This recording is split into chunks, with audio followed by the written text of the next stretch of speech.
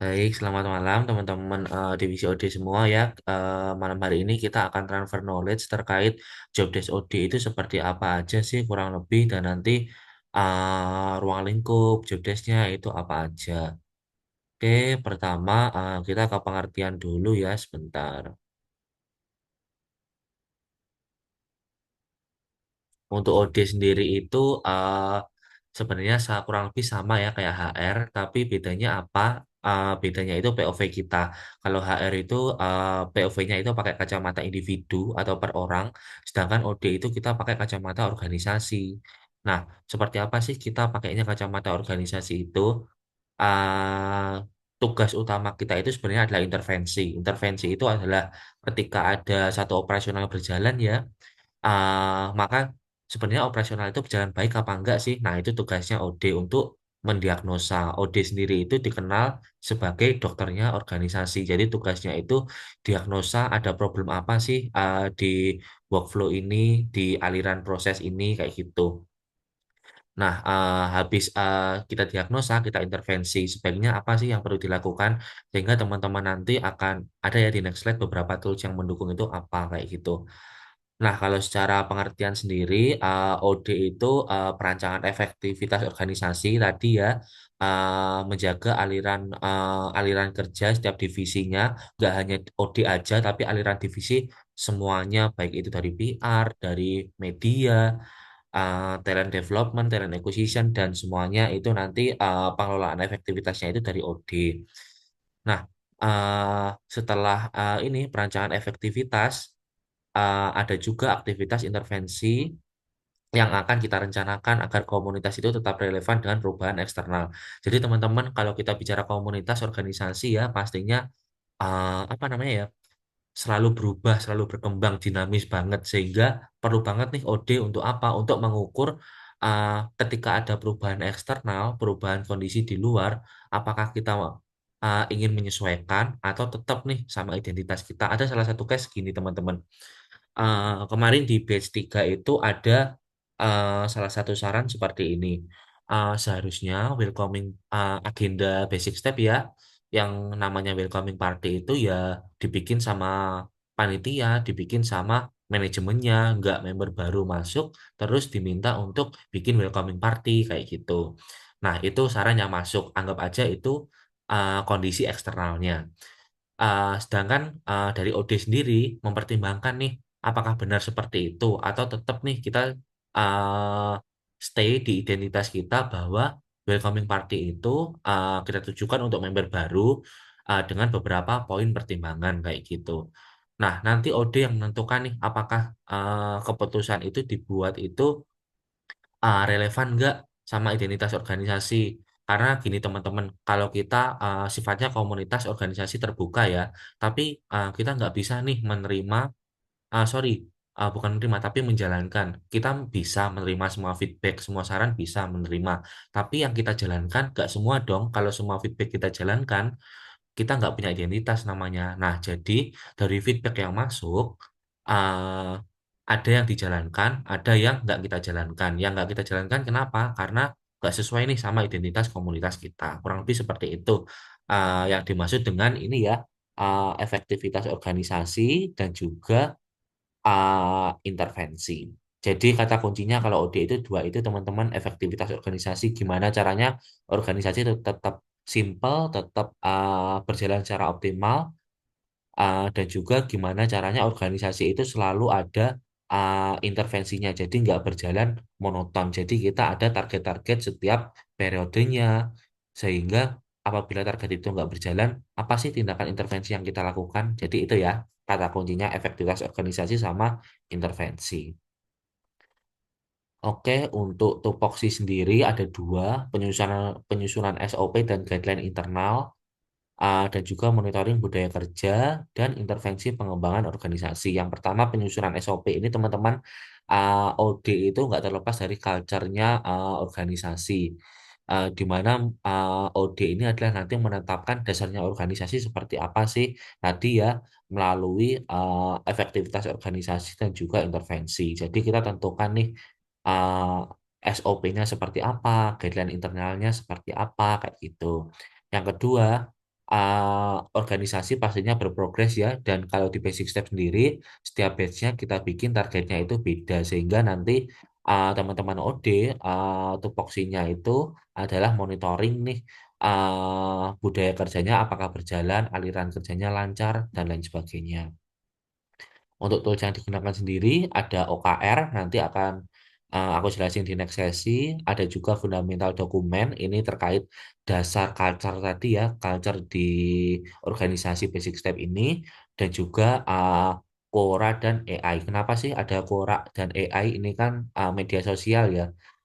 Jadi teman-teman OD itu kan si pengambil keputusan, si pendiagnosa masalah, ini apa namanya untuk menentukan organisasi berjalan efektif atau enggak. Jadi teman-teman harus banyak banget nih referensi dan referensi itu banyak banget ditemukan di Quora dan AI. Quora itu media sosial yang kita tanya satu pertanyaan nanti dijawab oleh beberapa ahli, dan AI itu seperti teman-teman udah tahu ya, mesin telusur yang sekarang canggih yang sering kita gunakan. Oke, untuk OD kurang lebih overview-nya seperti itu. Untuk closing overview ini, OD itu menjaga agar komunitas itu tidak cuma ramai di awal. Jadi kayak kalau kita lihat ya, segala sesuatu deh, nggak hanya komunitas aja, produk juga. Kalau kita ada, misalnya teman-teman di sini kan cewek ya, skincare gitu, skincare keluaran model terbaru gitu, pasti bakal rame banget kayak gitu. Nah, tugas kita sebagai OD itu adalah nggak gimana caranya produk atau aliran kerja yang kita jalankan itu nggak cuma ramai di awal aja, tapi tetap relevan, adaptif dan berdampak dalam jangka panjang. Artinya ramainya itu ya dari awal sampai akhir, dan dari awal sampai akhir pun kita berjenjang nih step by step. Ada apa namanya ya? Ada progresnya. Misal nih bulan pertama kita apa namanya? Targetnya penyesuaian ritme kerja. Nanti bulan kedua nanti bonding antar tim. Bulan ketiga nanti target kita ada di kreatif project dan lain sebagainya. Kurang lebih seperti itu sih untuk overview. Sejauh ini ada yang mau ditanyain atau disampaikan nggak? Silakan. Atau mungkin aku kecepatan, boleh juga dikasih komentar.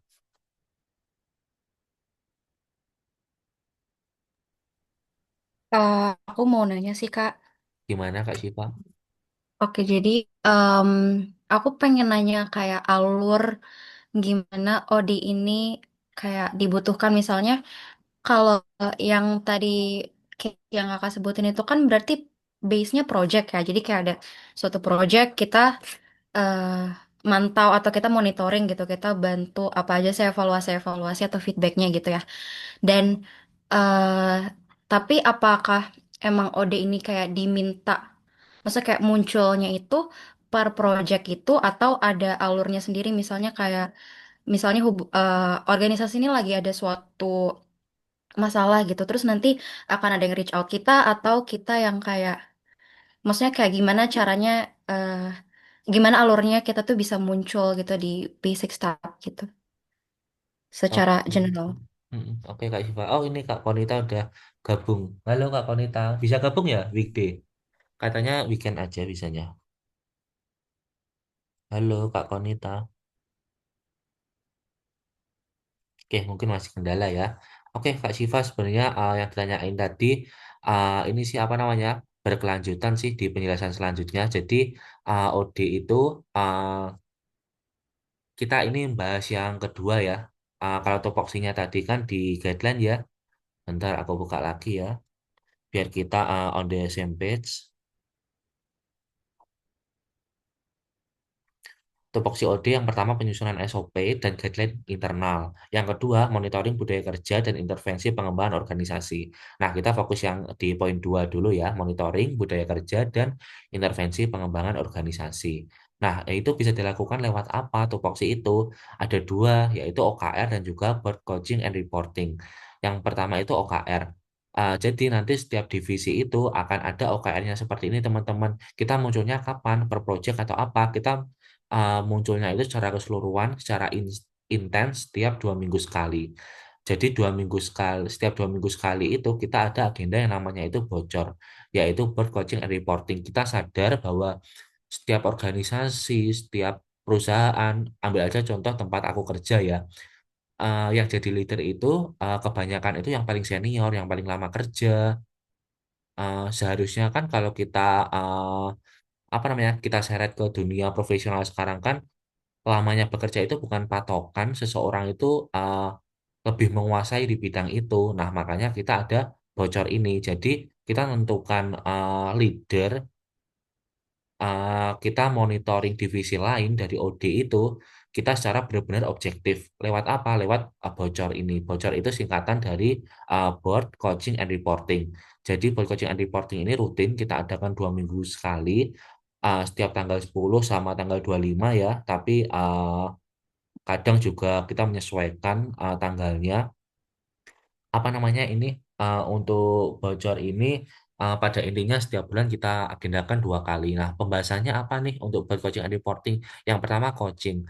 Untuk coaching sendiri itu ini apa namanya? Setiap leader, setiap stepper nantinya ya nanti akan ada upgrade nih, akan ada kita ya semacam brainstorming, diskusi gitu aja terkait beberapa isu terkait organisasi, leadership dan lain sebagainya. Lalu reportingnya membahas apa? Bahasanya itu adalah OKR. OKR itu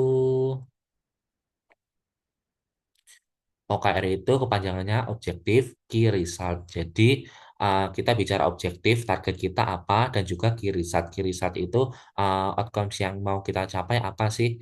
Nah, dan ini itu setiap divisi. Jadi setiap divisi nanti headnya ya itu wajib nih mengisi capaiannya apa, progresnya seperti apa. Misal nih kita ambil aja yang paling mudah itu Instagram ya. Di Instagram mereka harus bikin konten feed, reel, dan juga uh, story ya. Story-nya seperti apa. Nah, untuk feed sendiri, kita ada target nih untuk selama satu batch ya, 4 bulan itu ada berapa feed? Oh, ada 18 feed. Dan setiap bulannya ini berprogres. Jadi, bulan pertama mungkin masih diisi 3. Jadi, 3 per 18 mungkin berapa ya? 1/6, 14% gitu ya. Ini 14%. Terus, ini kan udah beres ya batch-nya. Batch 3 kemarin itu ada 21 feed. Targetnya 18, berarti udah 100% nih. Jadi komplit. Nah, ini ada kendala teman-teman, misalkan kita tetapin nanti nilai batas minimal OKR itu berapa sih setiap periode, setiap batchnya, setiap bulannya. Misal yang jadi isu kemarin itu di TikTok. Di TikTok itu target kita 24 konten ya, 24 konten video, tapi hanya tercapai 13 yang mana di sini tercapainya persentasenya itu 54%. Di mana batas minimal kita itu kan ada di 65 ya kalau di batch 3 kemarin. Berarti ini kan ada di bawah standar, jadi gagal. Nah, ini tugasnya OD nih untuk intervensi apa sih yang sebenarnya yang salah dari divisi TikTok ini? Apakah headnya, ataukah aliran kerja timnya, ataukah banyak faktor? Nah, makanya tadi aku bilang OD itu dokternya organisasi, diagnosa. Kalau ada satu kesalahan atau ada uh, target yang nggak tercapai seperti ini, kita nggak bisa menjustifikasi, kita nggak bisa menentukan oh ini yang salah headnya karena kayak gini, oh ini yang salah timnya karena ada salah satu role, misal konten kreatornya hilang semua gitu. Kita nggak bisa menjustifikasi seperti itu. Kita harus benar-benar objektif berdasarkan apa namanya nanti ada apa namanya konseling atau kita mediasi dari kedua belah pihak kita jadikan satu. Kurang lebih seperti itu. Tadi siapa ya yang psikologi Kak Siva ya? Atau Kak Sira tadi mungkin ini lebih paham terkait intervensi dan lain sebagainya. Gitu Kak Siva, menjawab kah? Oke, oke, menjawab Kak. Berarti emang ada yang rutin juga ya? Iya benar, jadi kita ada controlling progres rutin, misalkan ada yang kurang banget dari target, baru nih kita intervensi gitu. Oke. Em, Pengen tambahin sedikit lagi deh Kak. Kalau itu kan tadi misalnya ada apa sih? Ada yang nggak sesuai target ya. Ada yang nggak sesuai target dan kita intervensi nih. Nah, itu tuh intervensi yang kita lakukan itu kan awalnya berupa diagnosa dan evaluasi dan berarti kita juga kita juga harus apa sih namanya? Nggak apa kayak membentuk solusinya yang bisa kita kasih ke tim tersebut gitu. Nah, itu berarti termasuk yang jangka panjang juga ya Kak. Misal gini di bulan ini di periode sekian itu targetnya nggak sampai. Nah, kita evaluasi nih berdasarkan periode itu masalahnya apa. Terus nanti periode berikutnya kita kita udah menjalankan solusi tersebut, tapi masih nggak sesuai target juga. Ada berarti kayak gitu terus aja ya Kak. Jadi kayak kalau misalnya ada evaluasi, kita kasih solusi dan itu bakal diterapin di periode selanjutnya selama masih di batch kita gitu ya Kak. Iya, benar. Nah, makanya dalam apa ya, dalam aktivitas diagnosa itu kita nggak bisa langsung cepet nih.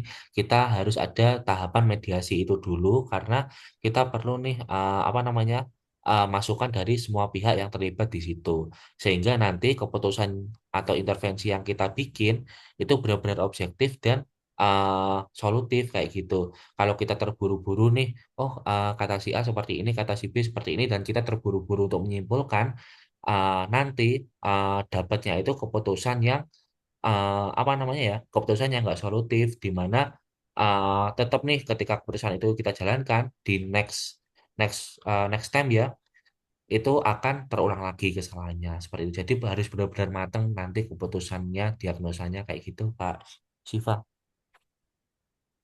Oke, oke. Oke, sudah cukup. Dimengerti. Thank you, Karda. Oke, dari teman-teman yang lain gimana terkait tadi ya monitoring budaya kerja kita ada OKR dan juga bocor aktivitasnya untuk monitoring. Ada tambahan lagi. Rere gimana, Re? Ada yang mau sampaikan? Belum, Kak. Masih Oke. aman. Mm-mm. Nah, itu aktivitas pertama ya, teman-teman. Aktivitas kedua itu ada di batch 2 dan nggak kita lakukan di batch 3 ya kemarin.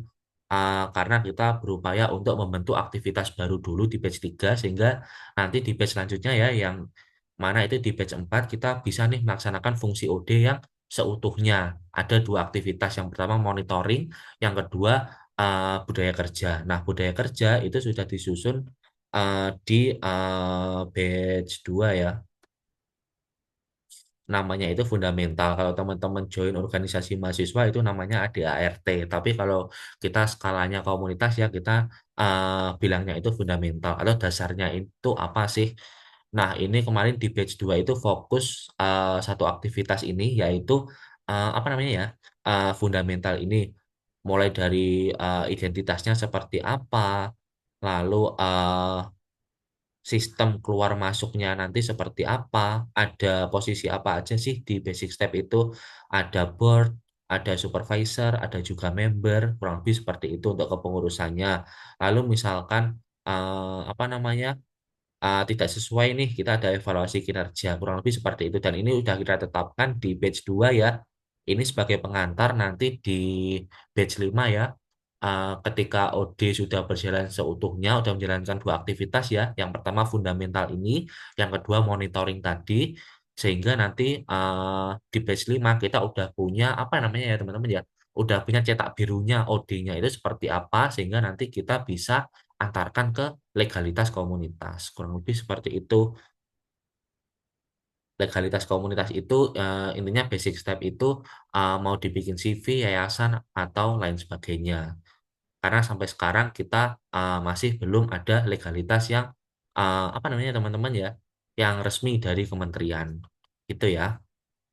Kita mau bikin cetak birunya dulu lewat batch 4 ini terutama dari OD-nya karena OD kan yang pegang nih datanya organisasi kurang lebih seperti itu. Untuk aktivitas keduanya nanti ada fundamental ini. Nah, teman-teman untuk batch 4 ini tupoksi OD secara ini ya, secara keseluruhan itu apa? Yaitu menerapkan dua aktivitas tadi secara holistik, secara keseluruhan. Kemarin udah dibikin ya grand design-nya dari teman-teman batch 3 OD batch 3 ini ya grand design-nya untuk batch 4. Nah, nanti dari OD sendiri di akhir batch 4 ya juga bikin grand design seperti ini untuk batch 5. eh dari batch 4 ini kita lumayan strukturnya lumayan apa namanya ya, lumayan berbeda di mana kemarin itu kita terlalu banyak divisi di batch 3 itu kurang lebih ada 12 kalau nggak salah. Nah, ini kita ringkas jadi sekitar 8 dan 8 ini kita kelompokkan ke setiap departemen yang departemennya itu memang benar-benar membutuhkan kayak gitu. Kalau website sama OD itu berjalannya secara ini ya teman-teman ya, secara pakai mode pilot. Jadi kita sifatnya itu monitoring, rekap dan lain sebagainya berdasarkan aktivitas keseluruhan divisi. Nah, divisi ini dibagi sebenarnya jadi dua tim besar.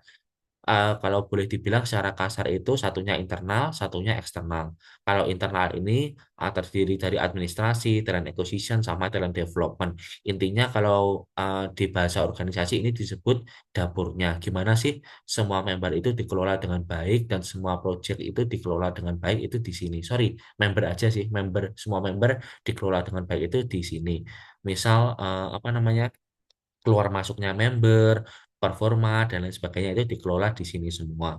Kita juga ada body ya nanti, jadi teman-teman di sini nggak hanya fokus di divisi masing-masing aja, tapi teman-teman juga bisa ngobrol dan lain sebagainya melalui body masing-masing nanti di bulan kedua sih sama tim talent development. Lalu ada tim besar satunya lagi, ini kita namakan tim eksternal ya. Atau kalau dalam bahasa organisasinya ini tim pasarnya. Tim pasar itu tugasnya apa? Tugasnya itu mencari sumber daya sebanyak-banyaknya, mancing sebanyak-banyaknya. Intinya yang dikelola di sini project. Project disokong nanti dengan media-media konten edukatif, konten event dan lain sebagainya, dan juga kolaborasi dengan komunitas sejenis, kolaborasi dengan brand lainnya itu melalui public relation. Kurang lebih seperti itu ya penjelasannya teman-teman. Ada internal, ada eksternal, dan juga ada apa namanya divisi yang berfungsi untuk monitoring yaitu OD dan juga website. Nah, teman-teman ada di OD sini. Ada yang tanya kah ini di chat? Oh iya, Kak Konita belum bisa on mic ya.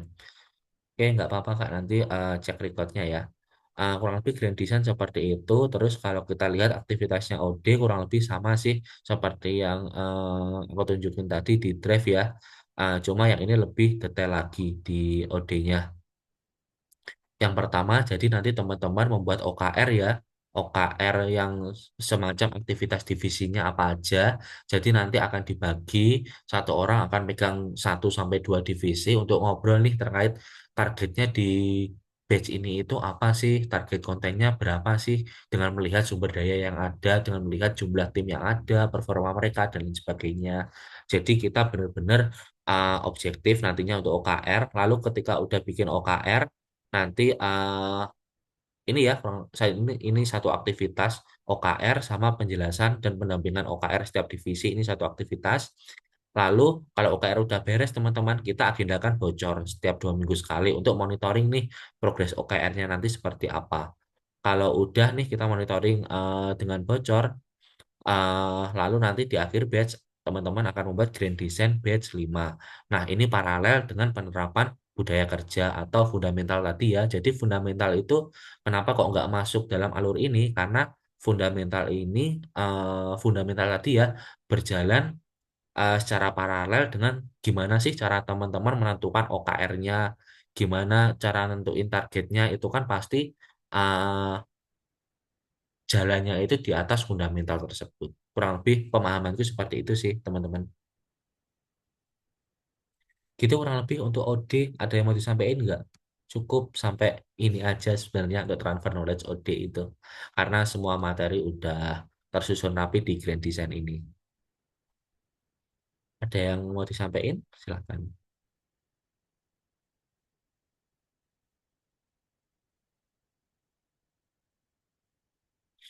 Oke, misalkan belum, kita nanti apa namanya langsung ke aktivitas pertama ya, yaitu penyusunan OKR. Nanti teman-teman bisa ambil aja template OKR-nya dari batch 3 mana tadi ya, di operasional, OD, lalu OKR.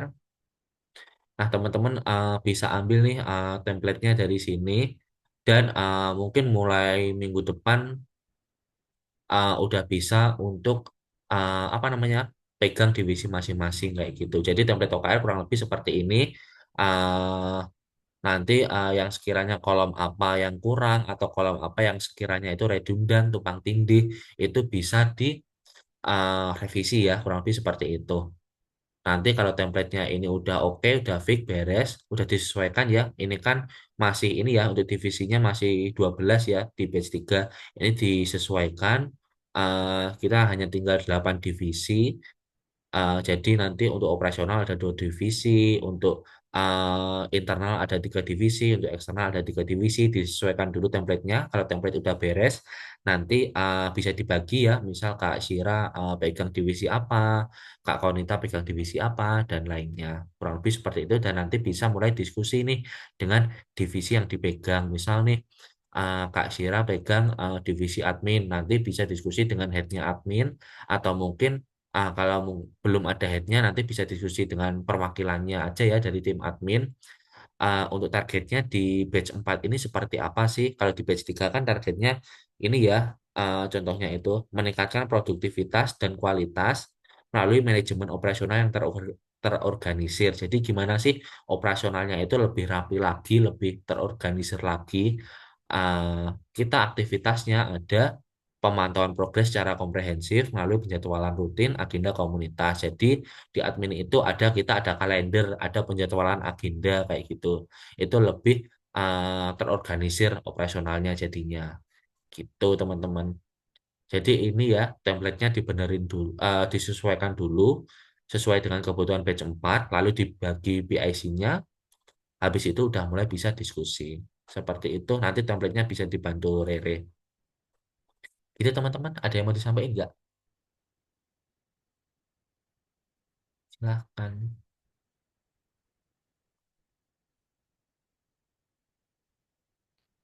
Kalau misalkan belum ada,